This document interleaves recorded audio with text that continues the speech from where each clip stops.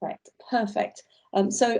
For those of you, I'm going to do a very short presentation, but I'm also going to try. I've done a slideshow last night. I don't know how I did it, but there should be some pictures coming soon. Very quickly. I've called this a tale of two cultures, and a question mark, because I'm a huge believer is there's very little difference between higher education.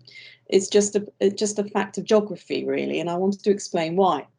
So I started some research a couple of years ago, and it was really to capture the personal views and opinions and perceptions about the main challenges facing academics preparing students for international study, but not from the UK perspective, from a Chinese perspective. What are the Chinese academics doing to help their students come across to any other country? And then what ended up was I actually got a lot of personal views about issues around transition in general, which was really quite sort of telling, because at the time we were working on something called the long first year at Lincoln, which is very much around transition and pre-transition work. So it fed in very nicely and still continues to do so. So a little bit of background about me. I started traveling to China in 2017. I've done 6 trips so far. I think last year was 3 trips in 4 months, which was a bit exhausting, primarily around recruitment and partnership building. But also every time I've been over, I've been doing teaching, intensive teaching for a few weeks. I've also been teaching the teachers, and this is really around different types of pedagogies. The differences east, west, north, south pedagogies, what happens in classrooms.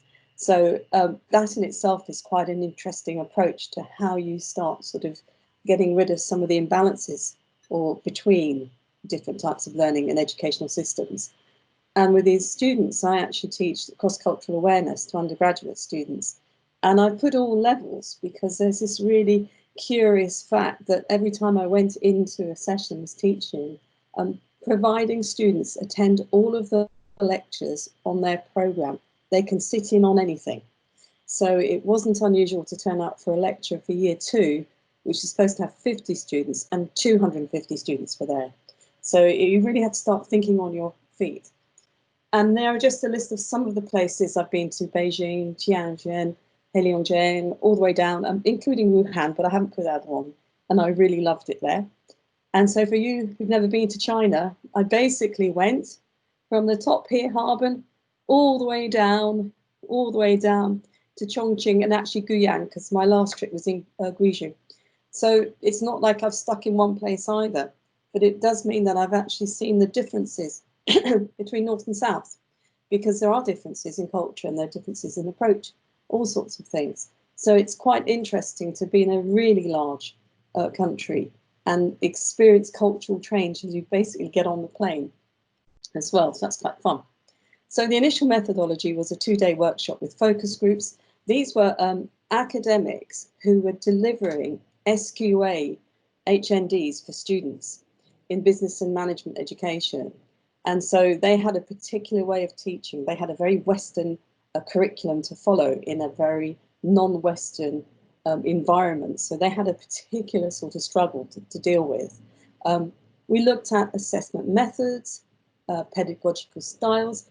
We looked at the whole issue of student engagement and what we actually do for preparation for international study. And then I followed this up with a very short questionnaire, because I was very keen about locking a few things down. So the baseline ones were really, I think, quite funny, which is about teaching and curriculum. The structured curriculum that was available to the students gave very little scope for innovation in delivery. There was some opportunities, but not much. And part of this was due to the architecture of the buildings. And I've got pictures to show you where tables are screwed into the floor. So things like moving around and having group work was a bit of a challenge. And I did go to one university, which is relatively new, and the academics had actually got the screwdrivers out and basically hacked out all the screws from the chairs so they could move the tables around, but they'd left the holes in the floor. But it was quite an interesting, where we take flexibility in architecture for granted, it's not always the same in other countries. They do have the same challenges that we have in terms of targets and expectations around student performance. If students don't perform in a particular way, there's a whole review on what's happening.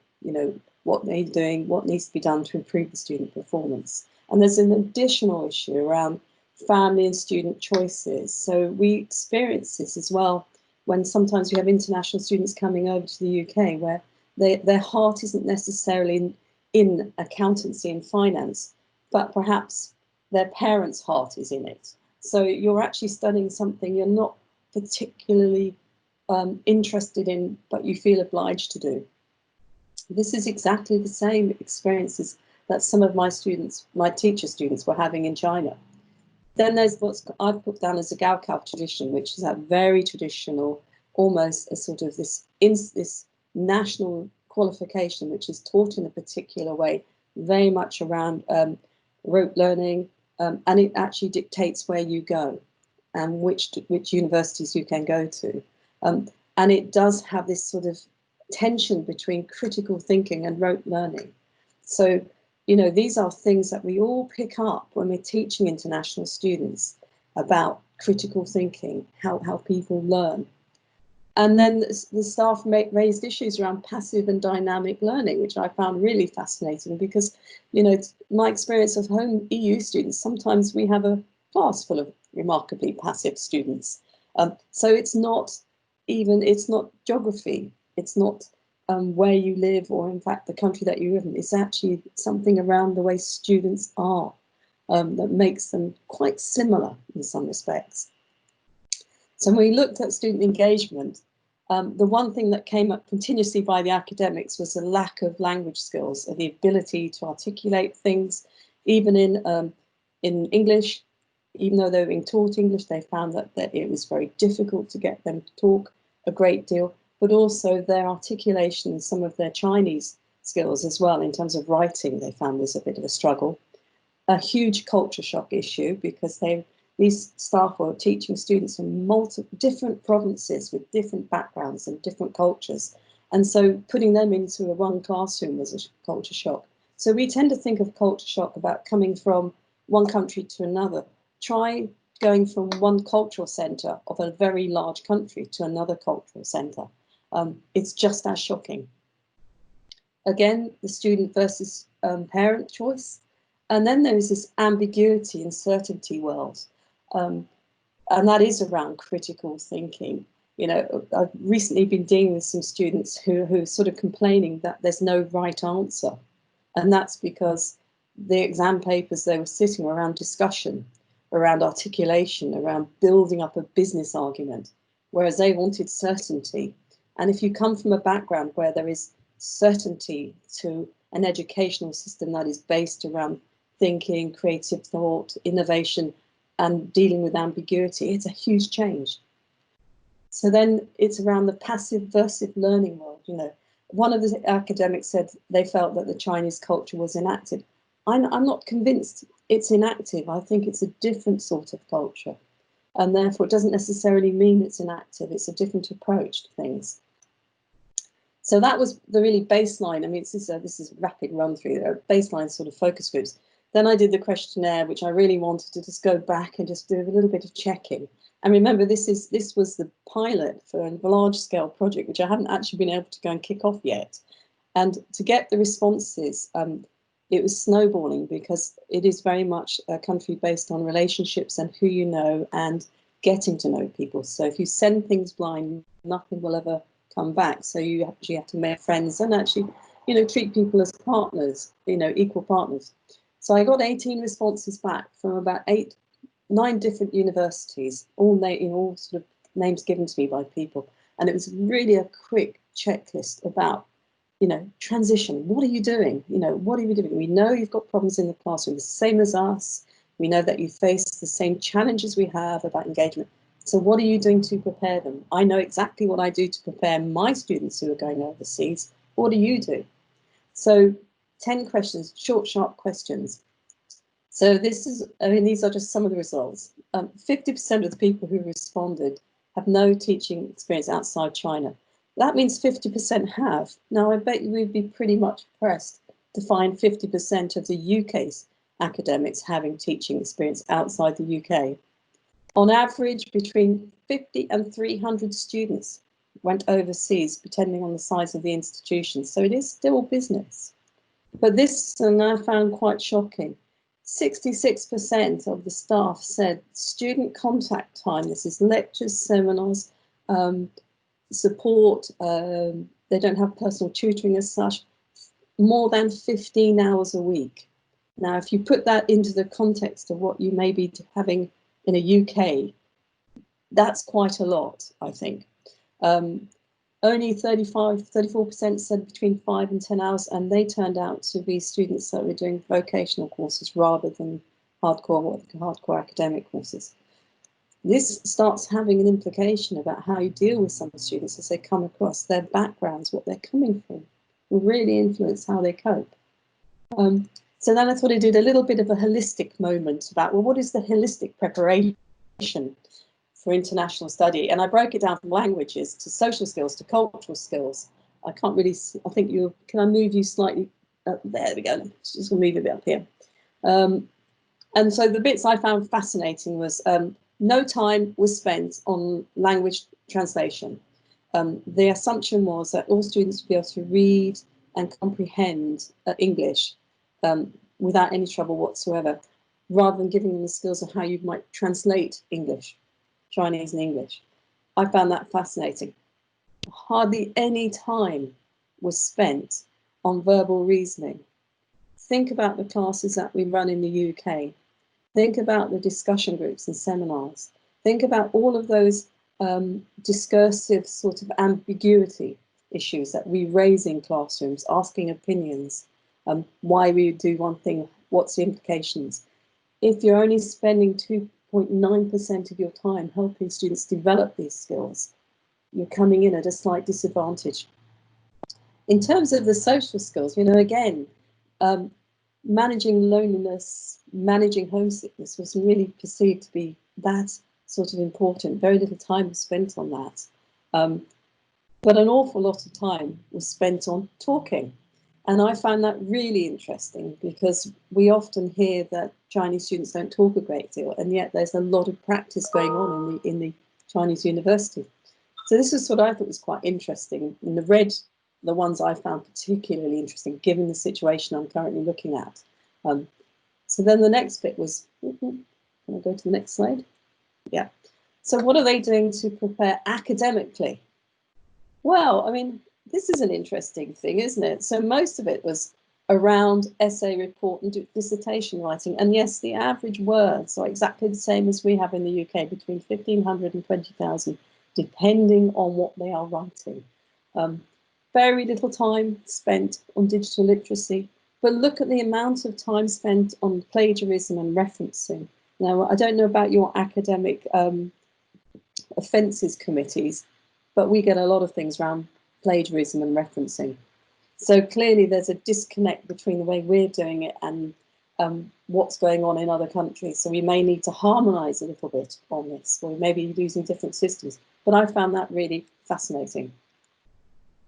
So I just put a tiny bit about personal shots. First of all, I've got some pictures. The stage. I have never taught anywhere where there is a stage and I stand on the stage at the front of every classroom.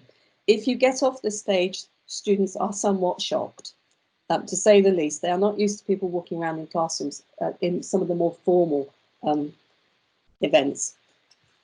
The architecture, yes, I have come across all these classrooms look the same in some particular provinces. All seats were screwed into the floor. All were in sort of lecture theatre lines. Really interesting. So if you come from that and you're shoved into a flexible classroom with movable chairs and no particular walls, what a shock that must be. The bells, classes ended with a bell and started with a bell.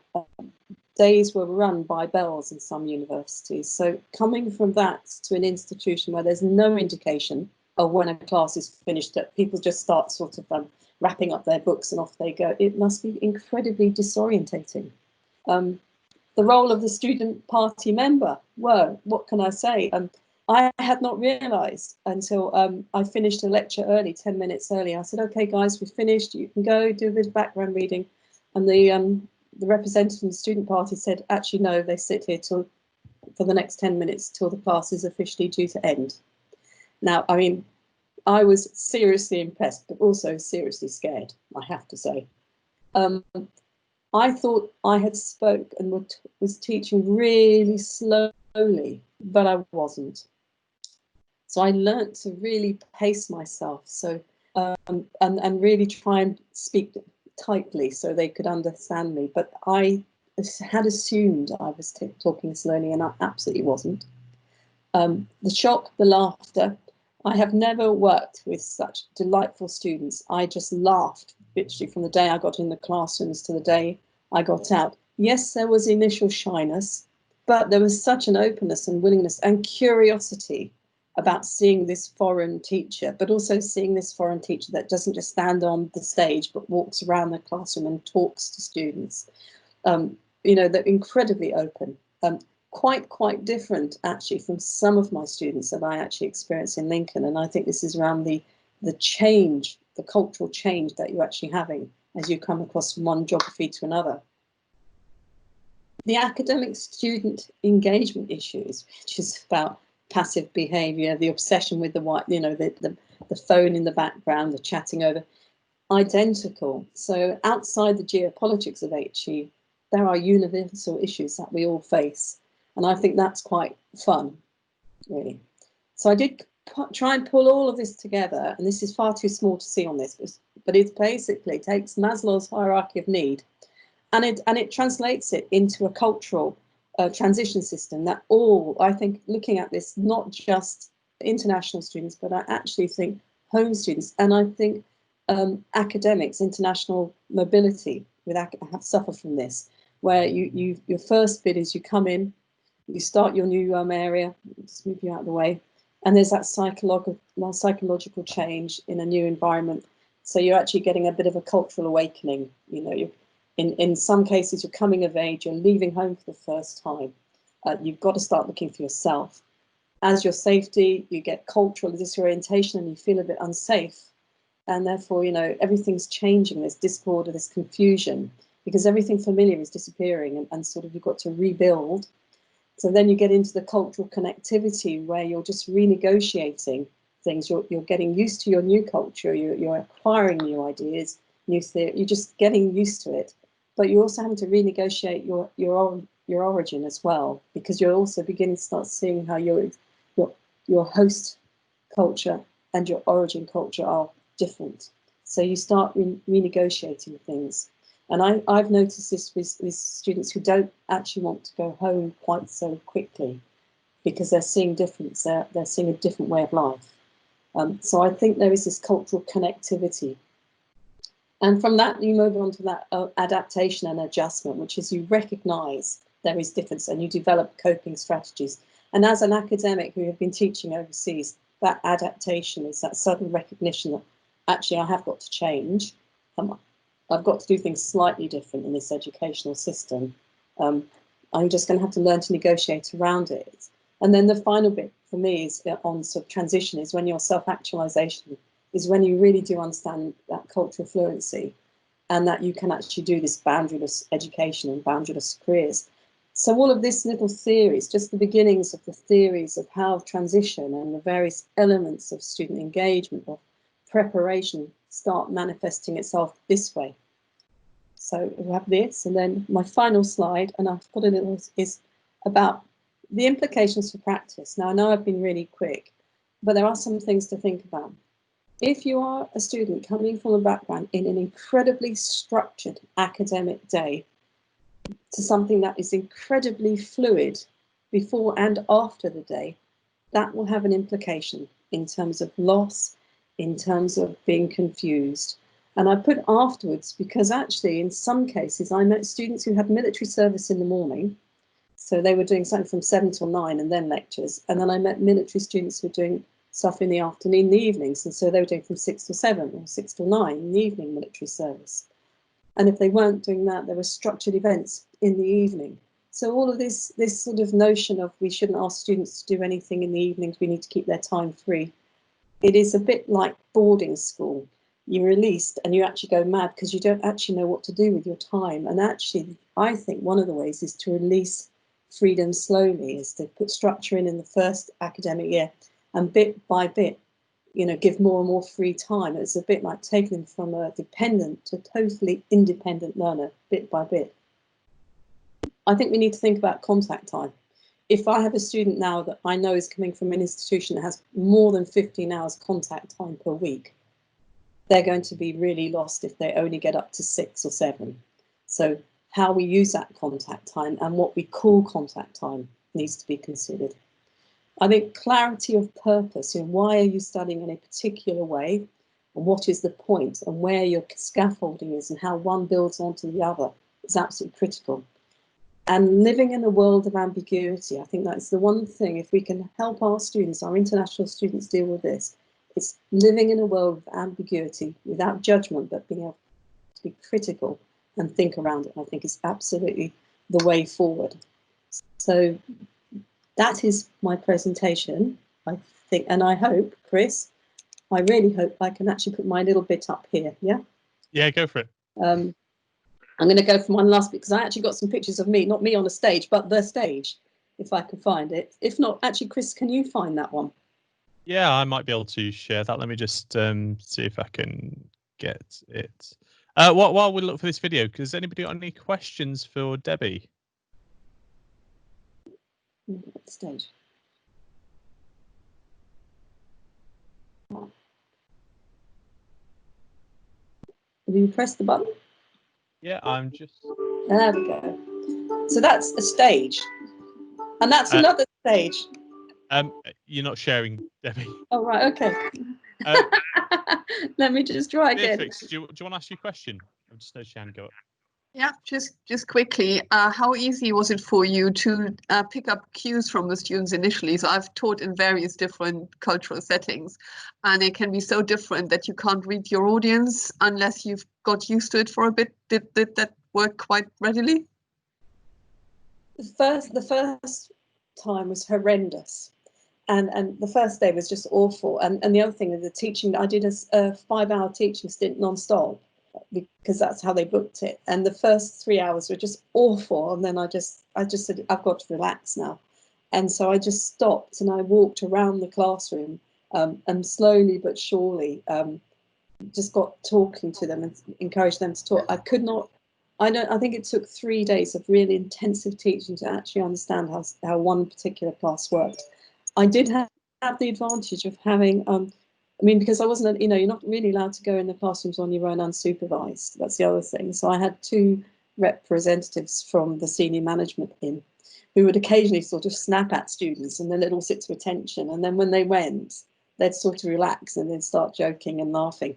But it took a while, Beatrice, you're right. I did find it difficult, but there were certain signs, like, if they start drifting off or going to sleep, that was a pretty good sign.